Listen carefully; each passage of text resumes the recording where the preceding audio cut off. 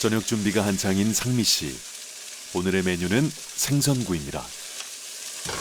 구우실 때 네. 제일 신경 쓰는 게 어떤 거세요? 기름 튀는 거예요. 아이들이 확실히 생선이 있어야지 밥을 잘 먹으니까 조금 귀찮더라도 굽는 게 좋습니다. 상미 씨는 생선을 좋아하는 아이들을 위해 하루가 멀다 하고 생선 반찬을 올립니다. 몸에 필요한 영양소를 고루 갖춘 수산물은 우리 식탁에서 때려야 뗄 수 없는 식재료인데요.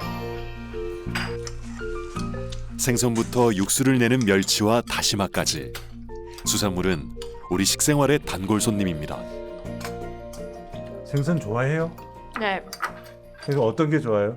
저 고등어랑 꽁치 좋아해요. 어떤 맛이에요? 짭짤한 맛. 갈치는 또 엄청 연하잖아. 우리나라 사람들의 수산물 사랑은 남다른데요. 일단 신선도 제일 많이 신경 써서 가장 신선한 생선들을 일단 구우려고 노력하고 있습니다. 아무래도 고단백질을 섭취할 수 있고 그다음에 아무래도 고기 같은 것들에 비해서는 당연히 생선이 좋다라고 하는 인식을 당연히 알고 있기 때문에 아이들한테도 많이 먹이려고 애쓰고 있습니다. 네. 실제로 우리나라 사람들은 1년에 약 60kg의 수산물을 섭취합니다. 이는 전 세계에서 최상위권에 속하는데요. 국내 대형마트 중 수산물 판매량 1위를 자랑하는 이곳에서 새로운 유통의 변화가 일어나고 있습니다. 유통업계에서 저희 전통적인 동해에서는 오징어, 남해에서는 고등어 이런 식으로 정해진 패턴이 있었는데요. 지금은 이 패턴 자체가 완전히 무너진 상태입니다. 그러다 보니 저희는 산지를 좀 더 다변화할 수밖에 없어요. 남해에 국한하지 않고 서해도 가고 동해도 가고 또 동해에 났던 오징어라 하더라도 이제는 서해에서도 많이 잡히거든요. 그럴 때는 서해 가서 또 저희가 수매를 해오기도 하고요. 산지 다변화를 해야지 이 대응을 할 수 있는 상황입니다. 우리나라 고등어의 80%를 유통하는 부산 공동어시장. 최근 몇 해간 고등어 작황이 불안정하다. 올해는 갑작스레 최대 물량이 터졌습니다. 종잡을 수 없는 물량 변화에 마냥 편히 웃을 수 없는 현실인데요. 기후 변화가 있기 때문에 이 물동량이 수시로 변하기 때문에 요거를 항상 적정량을 좀 어익을 해가지고 위판을 해서 판매를 해주었으면 좋겠습니다. 이곳은 대한민국의 해양 정책을 연구하고 미래 전략을 세우는 한국해양수산개발원. 지금 우리 바다는 어떻게 변하고 있을까요? 지금 연근의 생산량이 우리가 심리적으로 한 100만 톤 정도를 마지노선으로 봤어요. 생산량을. 근데 최근에 이제 80만 톤까지 떨어지는 현상이 발생하고 양식수산물 생산량도 2017년 이후부터 정체 상태입니다. 지금 어떤 측면에서는 기후변화 때문에 이렇다고도 하고 어떤 측면에서는 어민의 남획 때문에 그렇다고도 하는데 사실 두 가지를 같이 절묘하게 이제 정책적으로 정확하게 바라보고 정책을 시행할 필요는 있습니다. 가장 큰 생산량 변화가 나타난 어종은 오징어. 20년 사이 생산량이 무려 10분의 1로 줄었습니다. 수산물 생산량 변화의 가장 큰 요인은 다름 아닌 수온 변화. 지난해 국립수산과학원의 수온 모니터링 결과는 놀라웠습니다. 우리나라 바다는 이런 전 지구적인 해양 표층의 수온 상승보다 2배 이상 빠른 속도로 상승을 하고 있습니다.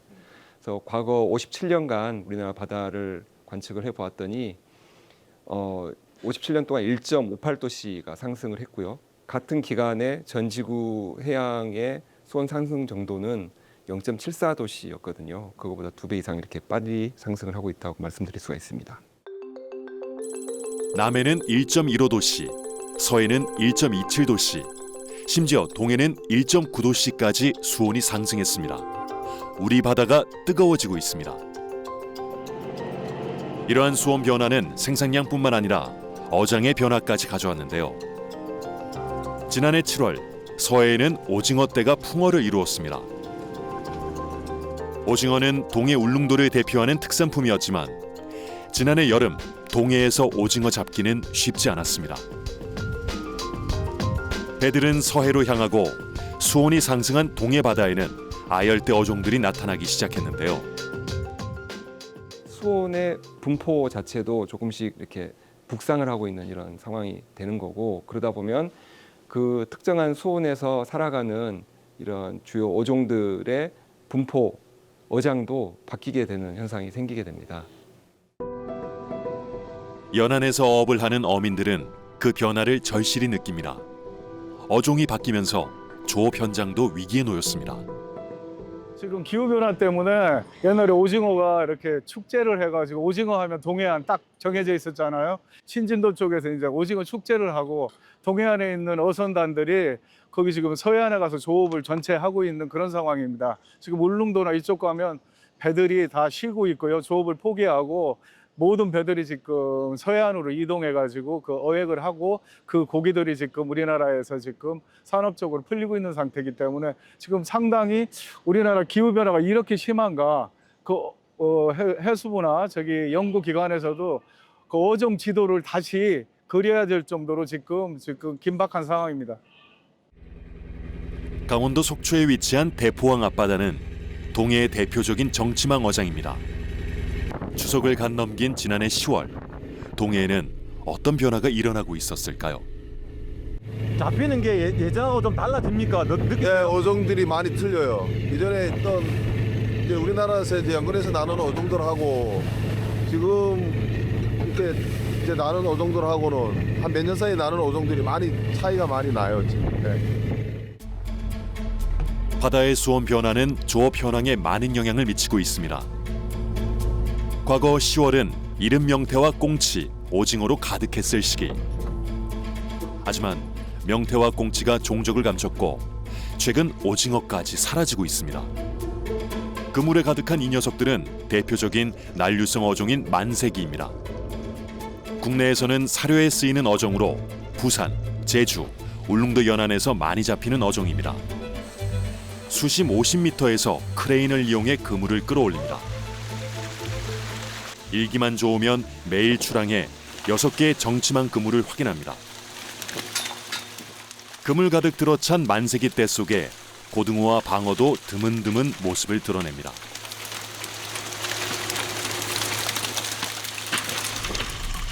동해의 수온 상승은 제철 어종이라는 말을 무색하게 하고 있습니다. 요즘 대체적으로 어종들이 다 요런 게 주로 많이 나네요. 이거 아무래도 고수온 때문에 이제 크는 속도가 그 기존보다 이제 많이 좀 이렇게 늦게 좀 크는 것 같아요. 근데 이것도 이제 뭐 기후 변화 때문에 아무래도 이런 현상이 지금 일어나는 것 같아요. 지금. 동해 어민들의 주요 수입원이었던 오징어와 방어 등 한류성 어종들이 사라지고 그 자리에 낯선 손님들이 찾아오고 있습니다. 그물에 거대한 몸집을 자랑하는 녀석이 걸렸습니다. 바로 대표적인 아열대성 어종 개복치인데요.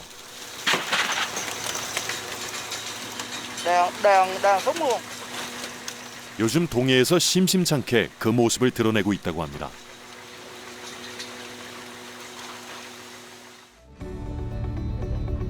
어느새 동이 튼 시각. 이른 아침이 되어서도 원흥호의 조업은 계속되는데요. 수많은 어종이 뒤섞인 어선 위, 오늘의 조업으로 수조가 가득 찼습니다. 숭어, 방어, 고등어 등은 따로 분류를 하는데요.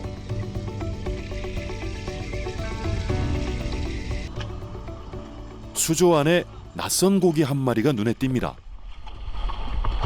선원 한 명이 감당하지 못할 정도의 크기를 자랑하는 녀석. 결국 선원 2명이 들어올려 정체를 확인하는데요. 선원들도 생전 처음 마주한 어종입니다. 방금 저건 어떤 고기입니까? 저 처음 보는 고기예요. 저거 어떤 고기인지 찾아봐요. 우리 우리나라에서 나는 고기 어종들이 아니에요.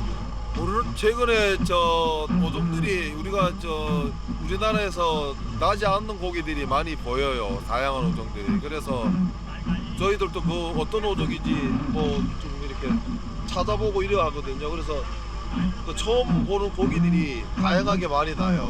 지금의 새벽 조업을 마치고 도착한 대포항. 불과 몇 년 전까지만 해도 동해에서 볼 수 없던 어종들이 가득합니다. 이날 대포항 위판장에는 난류성, 아열대성 어종들이 대거 경매에 올랐습니다.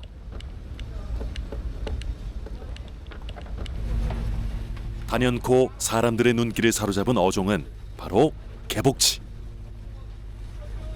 요즘 개복치와 함께 참다랑어 역시 연안 곳곳에서 모습을 드러낸다는데요. 따뜻한 바다의 어종들이 이제 동해 연안 위판장에 나타나고 있습니다. 위판장 수조로 이동하는 정체불명의 고기. 선원들도 모르는 이 녀석의 정체는 무엇일까요? 낚시로 가끔 잡혔고 정치망 그물에 걸린 적은 이번이 처음이라는데요. 이건 제 처음 보는 어종이에요. 처음 보는 어종. 동해에서 잘 안 보여. 한 번도 잡힌 적이 없어요. 낯선 이 고기의 정체는 바로 날새기. 대표적인 아열대 어종으로 따뜻해진 동해 바다의 증거입니다. 기반 시설이 열악합니다. 그래서 올해도 다양한 어종들이 굉장히 많이 났어요. 고수원에 나는 어종들이. 그런데 뭐 냉동 창고라든가 이런 게 시설이 뭐 없다 보니까 그 굉장히 이제 억가라든가 이런 것도 제대로 못 받고 또 고기를 바다에다가 뭐 대량 버리는 경우도 굉장히 많았었고 해서 지금 동해안에는 제일 시급한 거는 일단은 그 고기를 잡아왔을 적에 저장할 수 있는 냉동 창고가 필요합니다. 그 보관 시설이 있어야지만 그래도 어느 정도 억가도 좀 받을 수 있고 저장할 수 있는 환경이 조성이 되는데 지금 그런 게 너무 열악하다 보니까 향후에 이런 부분에 대해서 좀 집중적으로 이렇게 기반 시설을 잘 이렇게 좀 만들어 주셨으면 하는 바람입니다. 급격한 수온 변화로 조업 현장의 혼란은 지금도 계속되고 있습니다.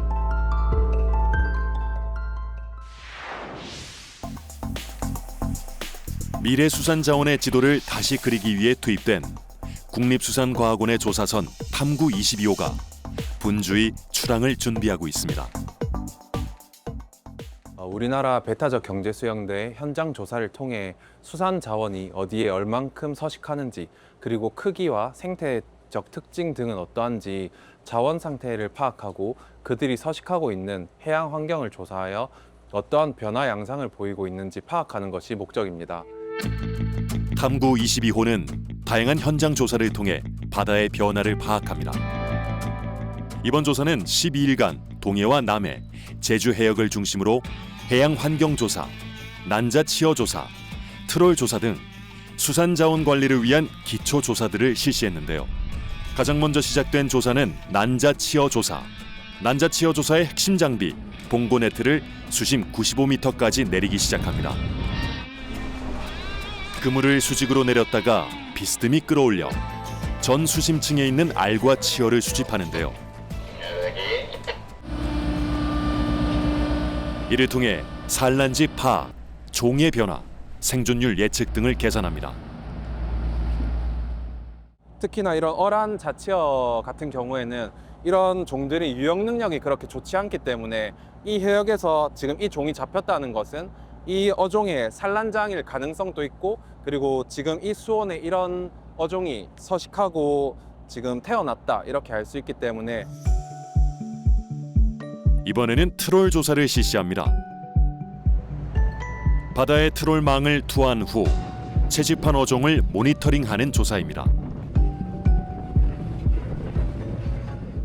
지금은 일단 전개판이 잘 벌어져 있고요. 그리고 장력도 안전하게 잘 걸리고 있고 그리고 어종도 여기 가끔씩 나오는 수치가 있는데 어종도 잘 안전하게 지금 예망이 되고 있다 이렇게 볼 수 있는 상태입니다. 30분 후 트롤망을 끌어올립니다. 이곳 해역에서 채집한 어류들의 서식 현황을 밝혀주는 기초 연구입니다. 이 어류들은 선상 내 작업실로 이동해 어종 분류 작업을 거칩니다. 선내에 위치한 작업실, 이곳에서 다양한 어종을 마주하게 되는데요. 네, 일단 저희가 먼저 종을 나눠야 되거든요. 그래서 지금 여기 보시면 참돔이 있고 이렇게 꼼치가 있는데 이 두 종이 이제 다르기 때문에 분류를 해서 측정을 진행하게 됩니다. 분류된 어종은 크기와 무게를 파악하고 어떤 먹이를 먹고 언제 산란하는지 분석하기 위해 생식소, 내장기관 등을 적출합니다. 이번 조사를 통해서도 아열대성 어종의 유입 증가와 어장의 북상이 나타났는데요. 2021년 독도 인근에서 처음으로 발견된 참다랑어의 알이 현재는 개체수와 밀도가 증가하여 남해 전역으로 광범위하게 확대되어 출현하고 있습니다. 그리고 최근 100kg 이상 크기의 대형 참다랑어가 동해에 지속적으로 관찰되고 국내에서 처음 보고된 열대 아열대성 어종이 계속해서 출현하는 등 수산 자원의 분포 변화가 가장 대표적으로 나타나고 있습니다. 매년 심각해지는 고수온 현상. 그리고 고수온과 함께 연안 어업을 위협하는 재앙도 자주 출몰하고 있습니다. 바로 적조입니다.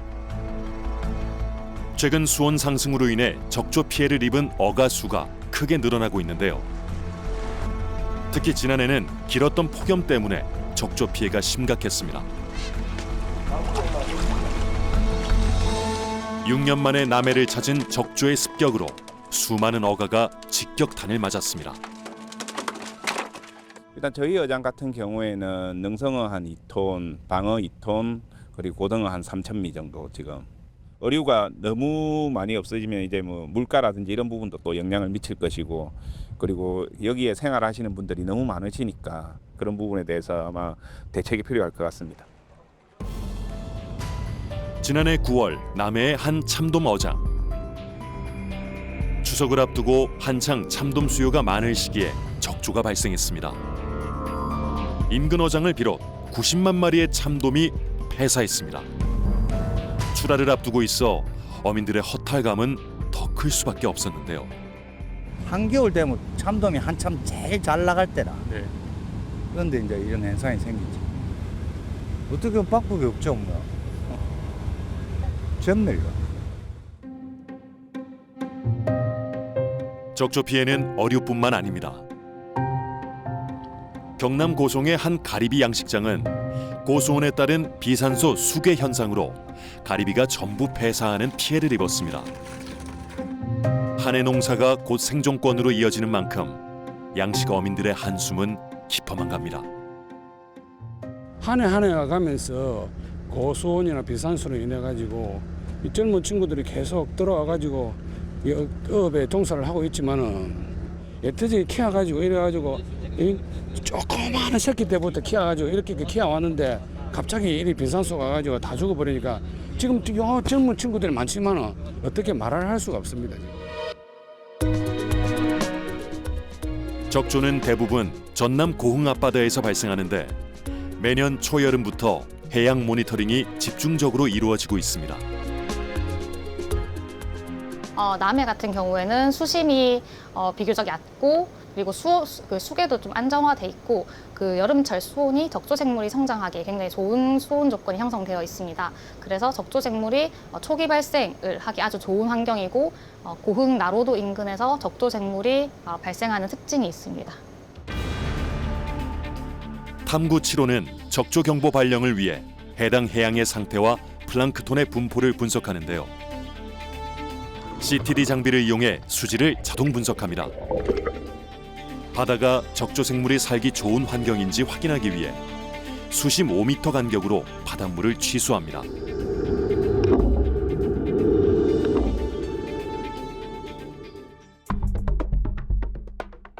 국립수산과학원 남해수산연구소. 이곳에서 해수 정보를 분석하여 적조 특보를 발령합니다. 적조 플랑크톤은 식물성이라 평소에는 어류의 먹이가 됩니다. 수십 종의 적조 플랑크톤 중 대표적인 코클로디니움은 고수온과 일조량에 따라 그 수가 폭증하면 양식장에 치명적 위협이 됩니다. 물 한 두세 방울 정도로 생각하면 됩니다. 물 두세 방울에 얘네들이 1000마리가 있다. 이렇게 되면 저희는 적조 경보를 내리게 됩니다. 코클로디니움, 지금 계속 얘기하고 있는 코클로디니움이라는 종은 다른 식물 플랑크톤에 비해서 점액성 물질을 다량으로 분비하는 생물입니다. 그래서 이 친구들이 대량으로 어류 아가미에 이제 붙게 되면은 어류 아가미의 산소 교환 능력을 이제 저하시키고 그걸로 인해 어류가 이제 호흡을 하지 못해서. 그러면 쉽게 말하면 물 속에서 질식사. 그렇죠. 어류가 이제 수중에서 호흡을 못하게 되니까 질식사를 하게 되는 거죠. 적조 발생 후 현장에서는 피해를 줄이기 위해 황토를 살포합니다. 황토는 적조 플랑크톤을 부착시켜 침전시키는 효과를 내지만 아직까지 적조를 완전 소멸시키는 방법은 없습니다.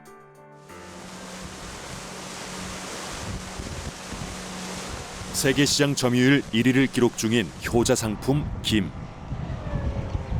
하지만 최근 생산량이 급감한 탓에 어민들의 시름이 깊습니다. 지금 이 작업을 하고 있는 시기가 우리가 흔히 말하는 한물거리, 보름 정도가 더 딜레이가 작년보다 된 상황입니다. 수온이 높아서? 예, 그렇습니다. 육상에서 기른 김 종자를 바다에 옮겨 심을 때는 수온이 22도보다 낮아야 하는데요. 지난해 여름 기록적인 폭염으로 바다가 들끓자 채묘가 늦어진 것입니다.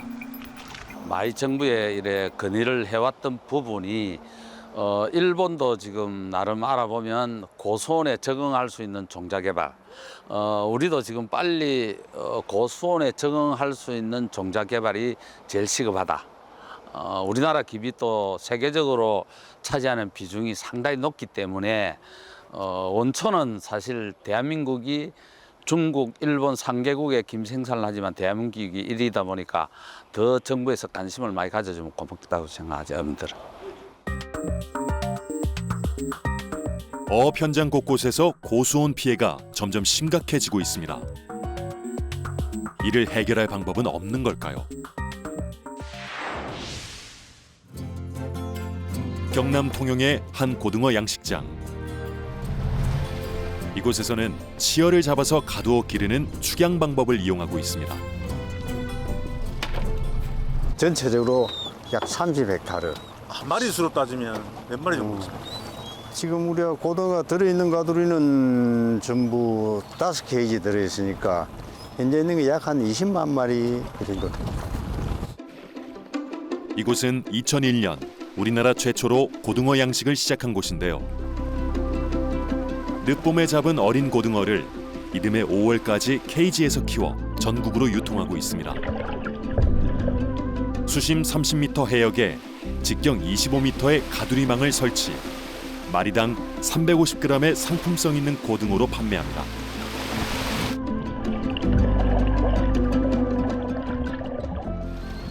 네, 지금 수는 원래 두 번 줘야 되는데 시간 여건상 한 번 줍니다. 양이 얼마 정도 될까요? 요게야 한 번 줄 때 우리가 한 가두리에 한 1.5톤에서 한 2톤 한 가두리야.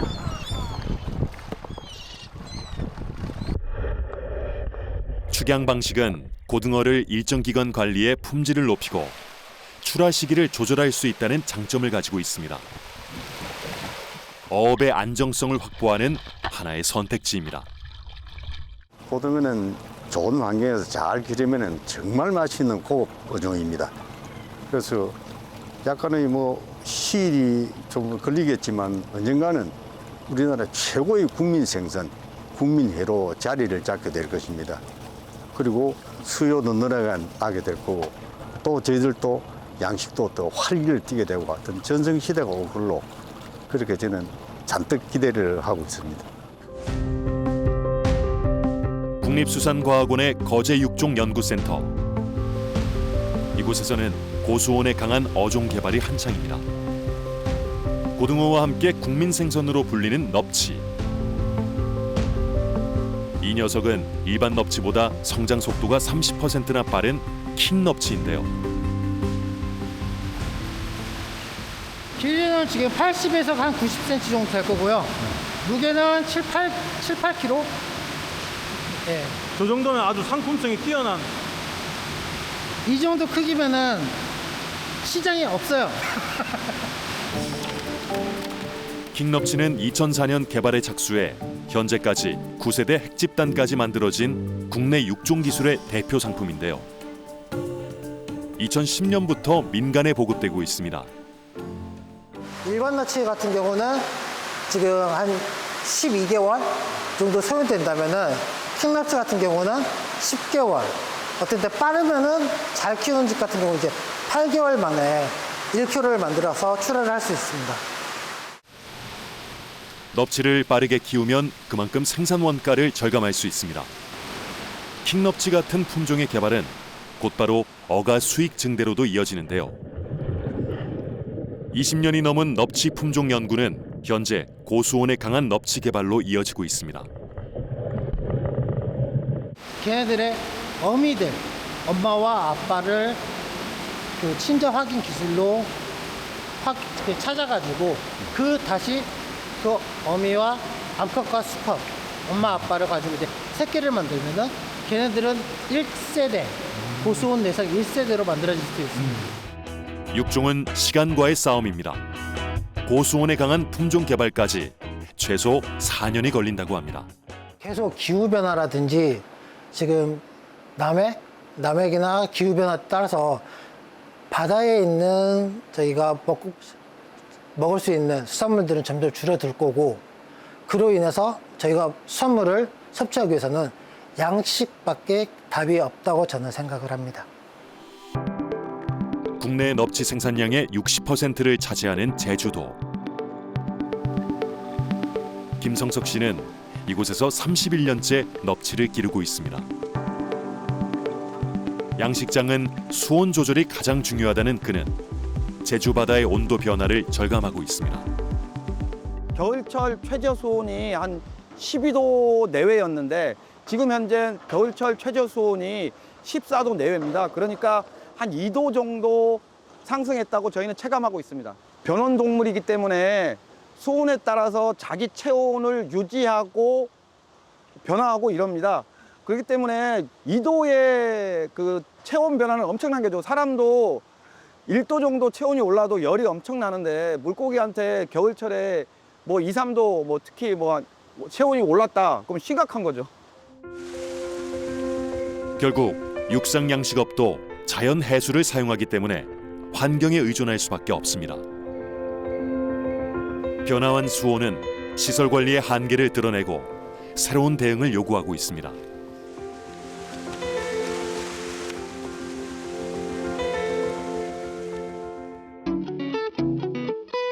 제주 서귀포시에 위치한 제주도 해양수산연구원.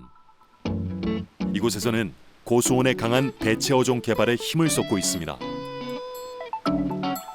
지난 2025년 9월 오랜 연구 끝에 고수온에 강한 아열대성 어종 긴꼬리 뱅에돔의 실증 연구가 시작됐습니다. 자연산 한 4, 5년 정도 생된 자연산을 저희가 포획해와서 현재 저희 연구원에서 지금 성숙 유도 하는 데만 한 4, 5년 정도 시간이 걸렸습니다. 그래서 지금 한 7, 8년에서 한 10년 정도 현재 된 이 개체들입니다. 긴꼬리 뱅에돔과 함께 말쥐치도 고수온 대체 어종으로 개발 중이라고 합니다. 양식 대상종의 양식 기술 개발이 성공하더라도 가치가 없으면 민간 양식장에서는 양식을 하지 않습니다.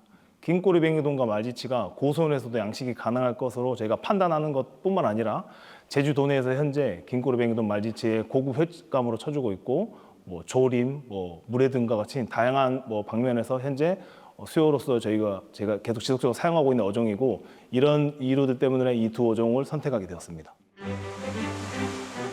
새로운 대체 어종을 개발하는 것은 결코 쉬운 일이 아닙니다. 선행 연구가 전혀 없기에 참고 자료 하나 없이 새로운 도전을 이어가야 하는데요. 1kg짜리 긴꼬리 뱅에돔을 자연산 저희가 포획해서 한 2kg 이상 평균까지 크는데 약 시간이 한 4, 5년 정도 걸렸고, 그 이후부터 이제 인위적인 성숙 유도, 그걸 통해서 일단 자연 산란에는 성공했고 성공한 수정란을 이용해서 종자 생산까지 올해 성공하게 됩니다. 앞으로 이 치어들을 바탕으로 대량 생산 체계 구축을 위한 다양한 연구를 추진할 계획입니다.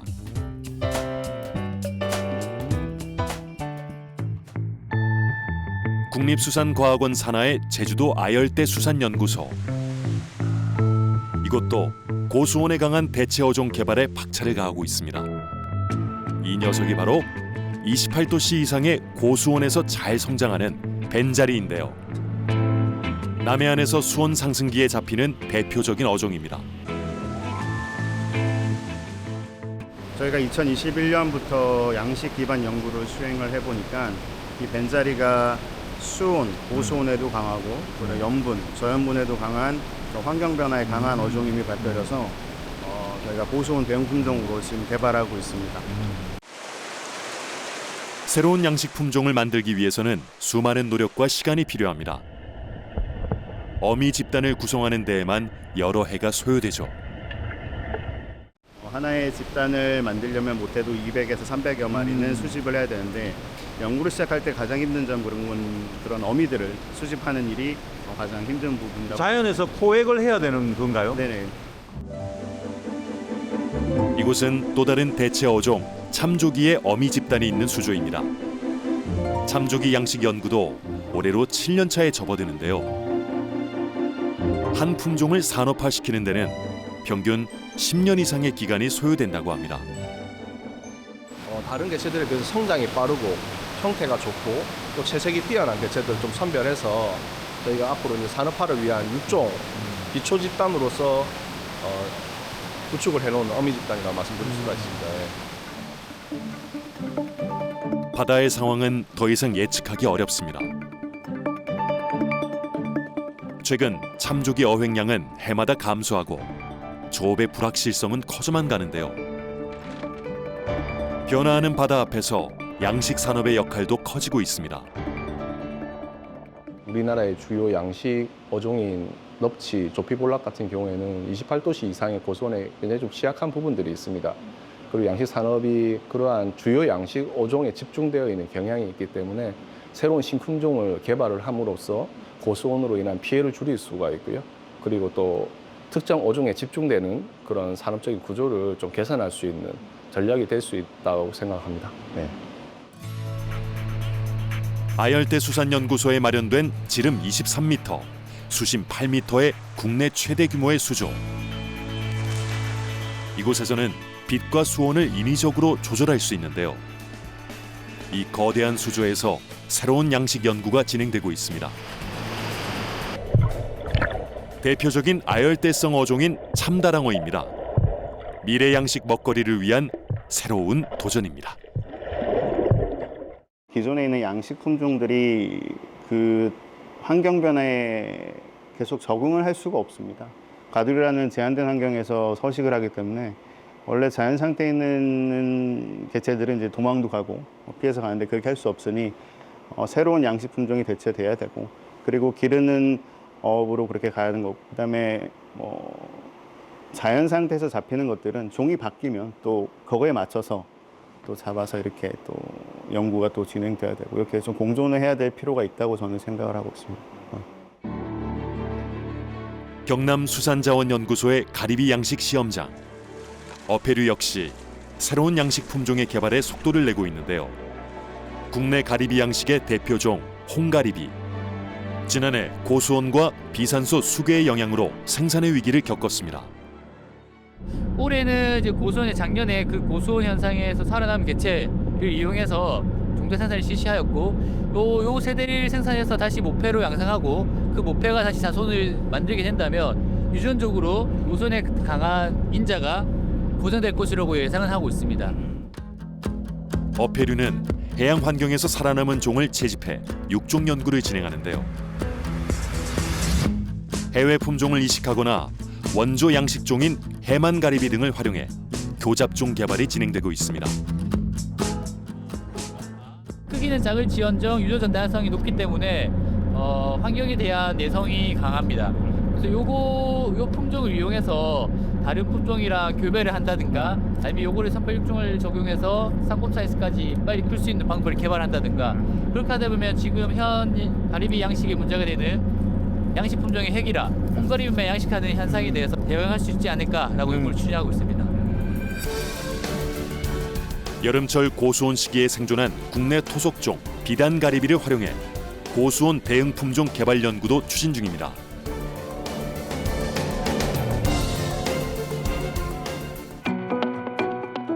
전남 해남군에 위치한 국립수산과학원 해조류연구소. 이곳에서도 고수온에 대응해 다양한 연구가 진행 중입니다. 우리나라에는 김 17종이 서식하는데요. 현재 양식에 사용하는 4개 종 외에 나머지 종에 대한 연구가 한창입니다. 교배를 이용한 육종 같은 경우는 교잡 육종이 있을 거고요. 그리고 일반적으로는 선발 육종이라고 해서 양식장에서 기존의 형질과 다른 더 잘 큰다든지 아니면 질병이 왔을 때 그 엽체만 질병이 오지 않는 상태로 이제 정상적인 엽체로 이제 성장한다든지 그런 애들을 선발을 하게 됨으로써 그 형질이 다음 세대도 이어질 수 있게 형질 안정화를 통해서 이제 품종 개발을 할 수 있습니다. 대표적인 양식 품종인 방사무늬 김을 활용해 고수온에 강한 내성 품종을 개량 중이고요. 양식 품종 외에 나머지 종에서 고수온에 견딜 수 있는 형질을 찾기도 합니다. 보통 품종 개발은 7년 정도 소요되고 2년의 재배 심사를 거쳐 양식 품종으로 등록됩니다. 물긴 가격이 폭등하거나 폭락하거나 이런 일들이 짧은 기간 동안에 되게 많이 발생을 하고 있어요. 이런 얘기는 결국엔 김 수급이 안정적으로 이루어지지 않기 때문에 이런 일들이 발생하는 상황이기 때문에 앞으로는 그런 수급을 안정화시킬 수 있는 방안에 대한 연구들이 이제 앞으로 더 이루어져야 될 거고 이에 따라서도 정책적인 지원들도 많이 필요할 거라고 생각을 하고 있습니다. 네. 수산시장에서도 수요의 변화를 느낄 수 있습니다. 국산 수산물의 공급이 흔들릴수록 수입산의 비중이 커지는데요. 소비자들은 자연스레 안정적인 물량의 수산물을 선택합니다. 우리가 수출을 지금 30억 불을 수출을 하고요. 60억 불을 수입을 합니다. 그 대표적인 어종들이 새우나 연어 등이고요. 우리가 노르웨이 연어, 고등어도 수입을 많이 하죠. 수입산 수산물, 특히 선진국에서 수입되는 수산물에 대한 안전성 문제도 있고 하니까 선호도가 높아진 건 사실입니다. 소비자들이 이제 일관성 있는 품질에 대한 점수를 많이 매겨주는 그런 상황이기도 합니다. 우리나라의 인구 감소도 수산업 발전의 위험 요소로 등장하고 있습니다. 절대 수요가 줄어들기 때문입니다. 15년생들이 한 50만 명 밑으로 떨어졌더라고요. 제가 60년대 말쯤에 태어난 사람인데 저희가 80만에서 100만까지 왔다 갔다 합니다. 인구가 반토막 난 겁니다. 15년생들이 10년 후에 저희 그 수산물 소비시장에 진입할 텐데 걱정입니다. 만약에 노르웨이의 예를 들면 노르웨이가 인구가 한 550만 정도 됩니다. 그런데 한 133만 톤의 연어를 생산합니다. 이 연어의 대부분을 수출하고 있습니다. 저희도 이 선례를 따라야 되지 않을까 하는 생각입니다. 수온 상승과 인구 감소로 위협받는 한국 수산업. 새로운 돌파구는 어디에 있을까요? 이곳은 노르웨이의 제2의 도시로 불리는 베르겐. 베르겐은 중세시대 유럽의 대구 무역을 독점하며 크게 성장했습니다. 유네스코 세계유산으로 지정된 이 목조 건물은 그 당시 생선을 저장하던 창고였는데요. 이처럼 오랜 역사를 가진 수산도시 베르겐. 매년 여름 시즌 축제 때는 약 20만 명이 이곳을 방문합니다. Several hundred thousand of people that come here. During the summer period, here is full every day. This is all traditional food. It's something that they always have. Also the whale meat, you have the herrings, you have the mackerel. You don't have only salmon. Salmon is the most famous one, maybe. 노르웨이의 대표 수산물인 연어는 수산물 수출의 90% 이상을 차지합니다. 노르웨이 연어 양식은 어떻게 시작됐을까요? Because salmon has always been a very esteemed fish, a very high quality food, and very expensive. Also, 100, 200 years ago, it was very, and it was very small cages in the beginning. You could make, farmers made them themselves from wood with barrels or other styrofoam under it for flotation, and then they had a net inside. We know about making nets here because you have a fishery where they use nets for pursening and catching herring and mackerel. So net making was something we knew, and that's how it started. And then we started with and we are also raw fish from the wild fishery we could feed to the salmon. So that's how it started in the early 1970s. 특히 노르웨이의 피오르 해안은 수온이 일정하고 파도가 완만해 연어 양식의 최적의 조건을 갖추고 있습니다.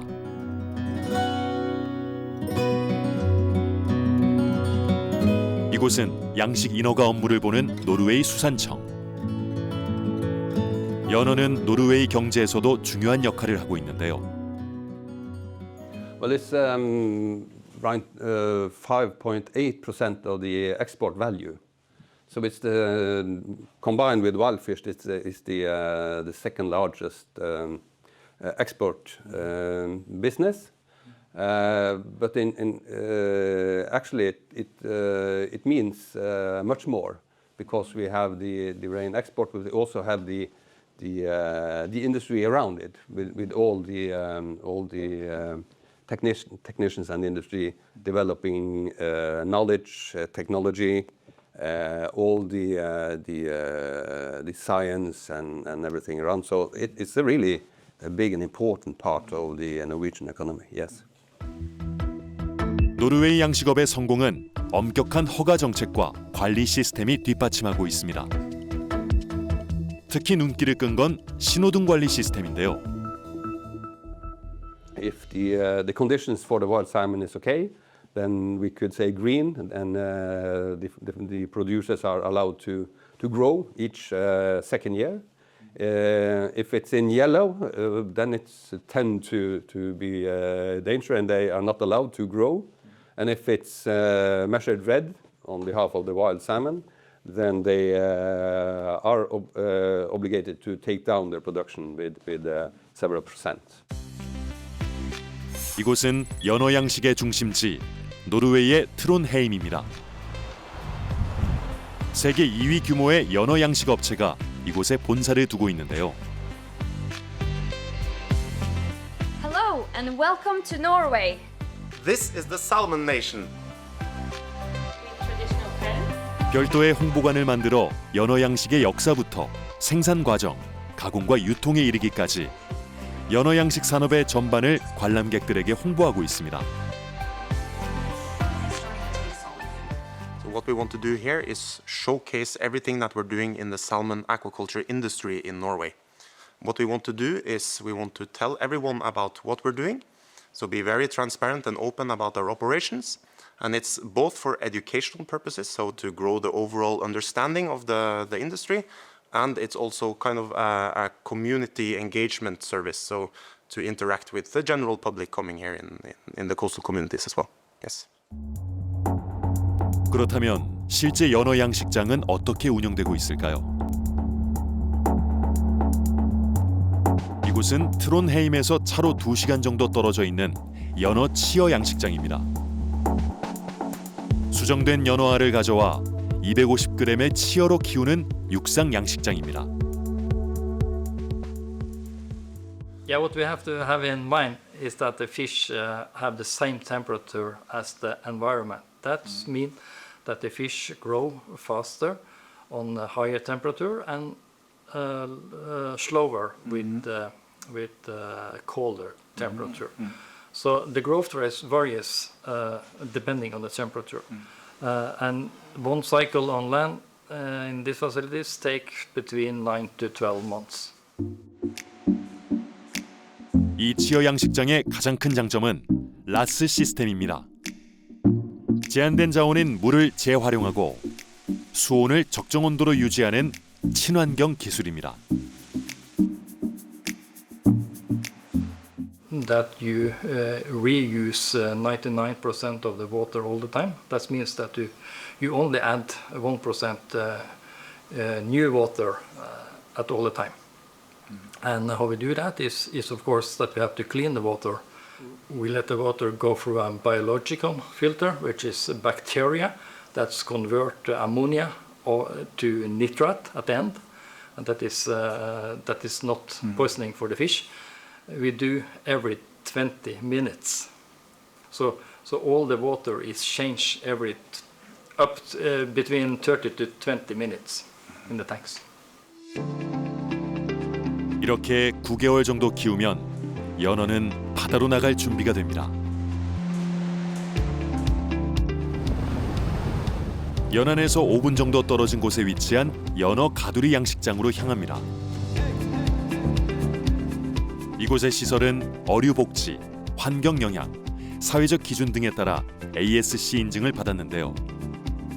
이는 지속 가능성 분야에서 최고 등급의 인증입니다. Salmon is something that Norway is recognized for internationally also now, right? We have made a very big impact globally with regards to the salmon market, and with sushi becoming very important as well and popular, salmon is very, very important for Norway and a huge trademark for us and a part of our national pride as well. 가두리 양식장 안에는 약 15만 마리의 연어가 사육 중입니다. 노르웨이 연안은 연중 15도씨 이하의 낮은 수온이 유지되어 연어 양식의 최적의 상태를 유지한다고 합니다. Here we have very stable temperatures in Norway. We have cold, oxygen-rich water, which is low in pollutants as well. So we have optimal conditions for salmon farming here. 가두리 양식장 내에 마련된 모선에서 양식장의 모든 것을 원격 관리합니다. 수중 카메라와 연동된 자동화 시스템을 활용해 연어 상태를 모니터링하고 사료 공급까지 원격으로 실시한다고 합니다. So you can see all the fish. You can look at the environment, any feed, the health of the fish. We have the temperature and information about the camera. So this is the monitoring system for the fish farms. 노르웨이는 천혜의 자연 환경에 엄격한 환경 정책, 첨단 기술이 더해져 세계 연어 시장을 석권하고 있습니다. 그리고 이곳은 연어를 연안에서 키우는 것에서 그치지 않고 한 발짝 더 나아가고 있는데요. 북대서양의 차가운 바다 한복판에 해양 양식장을 가동하고 있습니다.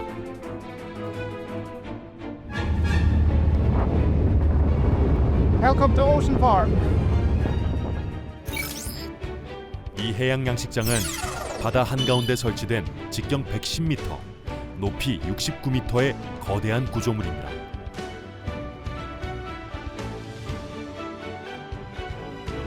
(2017년) 세계 최초로 선보인 연어 해양 양식 시설입니다.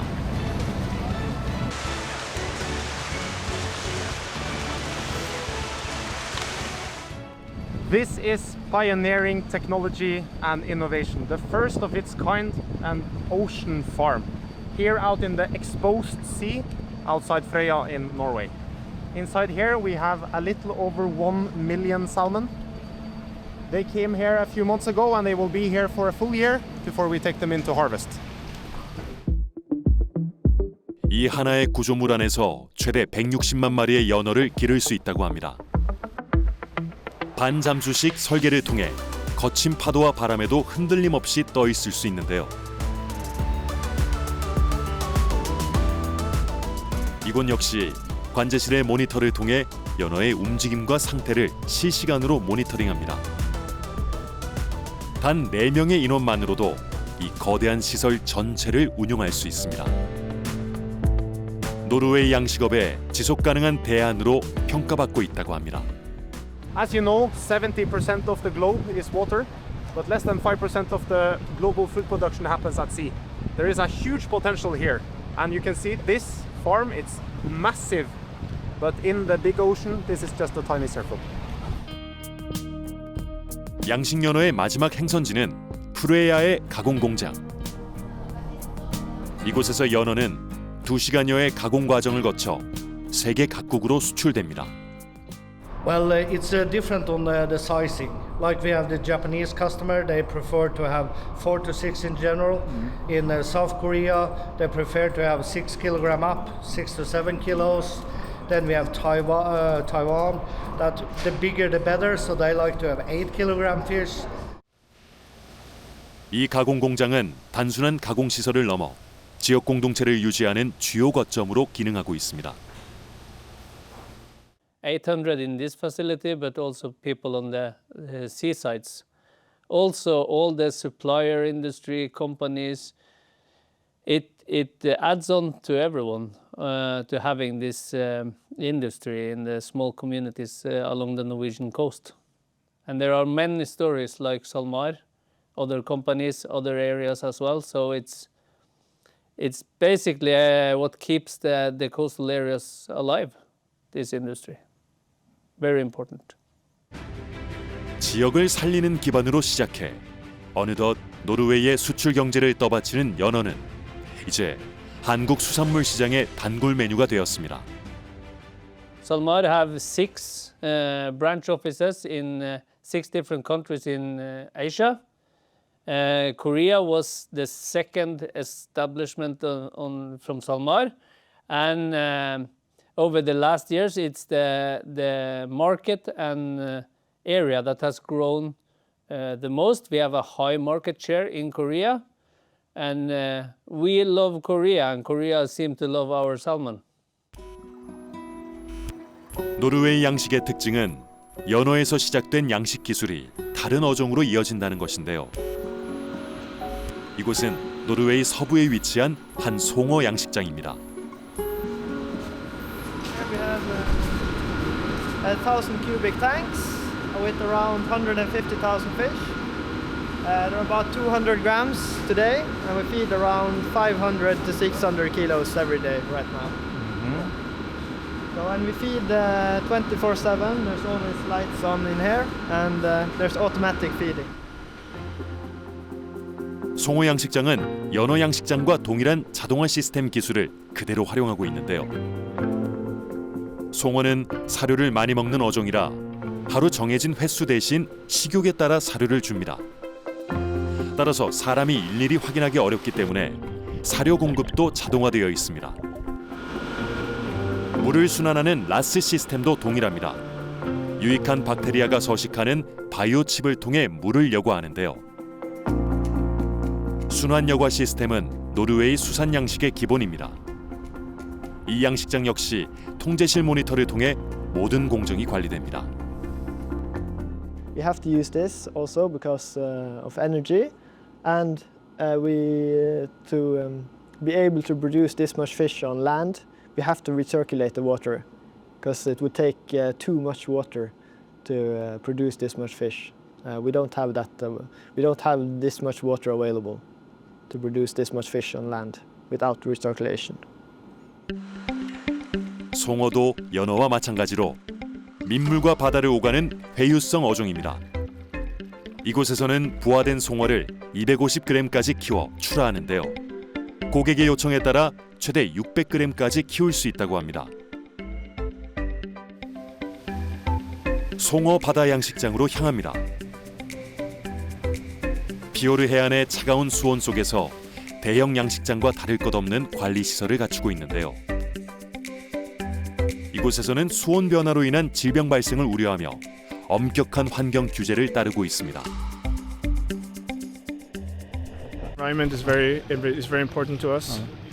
If we don't uphold the rules of based on the authorities, we cannot do our job. Then it's closed. So we have a very strict regime to follow, and we do our best every day to do so. 해상 양식장도 자동화 시스템이 도입되어 최소한의 인력으로 양식장을 관리하는데요. 실시간 모니터링이 매우 중요하다고 합니다. It's very nice to have that overview. It can measure many environmental parameters like salinity, temperature, oxygen levels, and so forth. Which is also very important for us because we're producing biology here. So we need to understand the environment that we produce in at all times. 연어 양식 기술은 송어에 그대로 적용되었고 다른 어종으로도 확장되고 있습니다. 트론헤임 시내에 위치한 대구 양식 업체를 찾았습니다. 이 업체에서는 도심 한복판에서 원거리로 총 8개의 해상 가두리 양식장을 관리하고 있는데요. 인터넷만 있으면 거리는 중요하지 않습니다.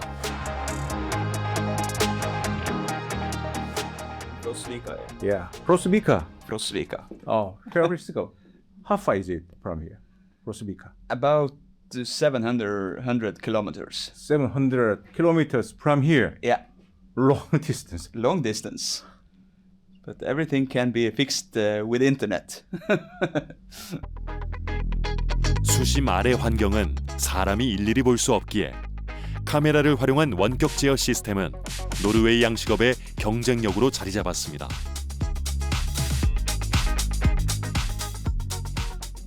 It's very important that the feed of the fish is the main cost of production of the fish. It's very important for us to have a good control of the feeding and also to get a good growth of the fish. I don't know if there are any other cod companies that have a control center, but this is very common on the production of salmon.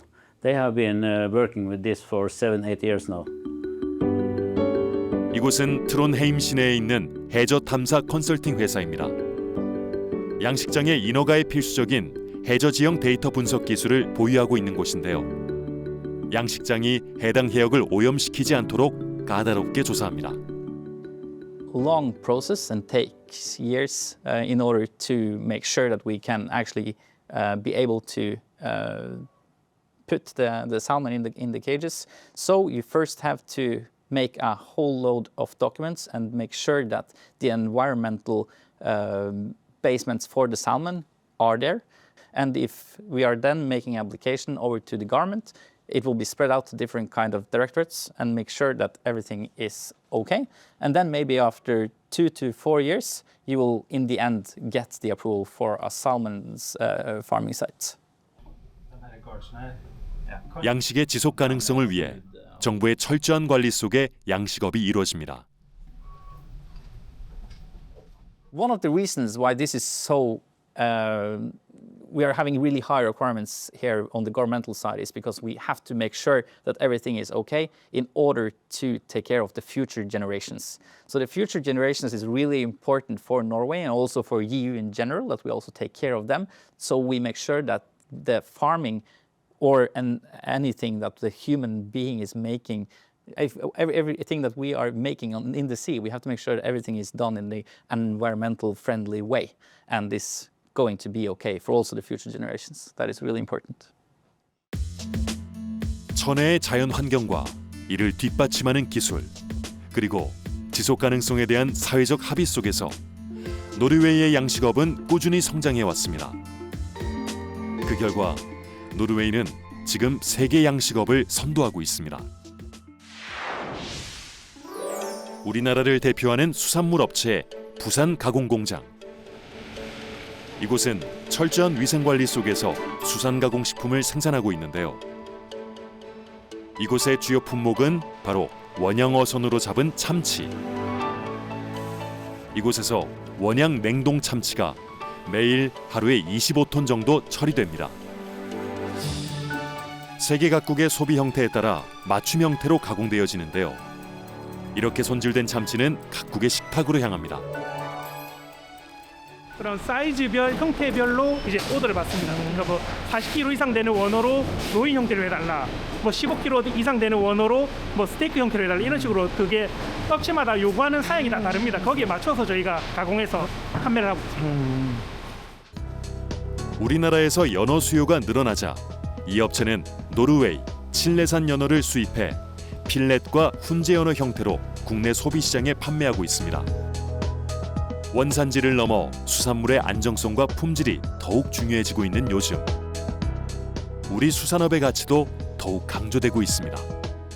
국내 수산물은 자연스럽게 생산을 많이 할 수 있도록 노력은 해야 되는 거고, 거기에 부족한 부분들은 안정적으로 수입할 수 있도록 만드는 것도 중요한 일입니다. 그 포기해서는 안 된다. 포기해서는 안 되는 거죠. 자원이 희귀해지면 희귀해질수록 그 공급망에 있어서의 안정적인 공급망이 굉장히 중요합니다. 그래서 이걸 절대 포기해서는 안 되죠. 그리고 지금 자주 먹는 이런 수산물들이 시장에서 없을 때의 이런 문제들을 생각해 보면 뭐 포기할 수 없는 일이죠. 네. 기후 변화로 인한 수온 상승과 자원 고갈로 위기에 놓인 우리의 바다. 어업 현장의 대응책 마련과 함께 위기를 기회로 바꿀 새로운 도전이 시작됩니다.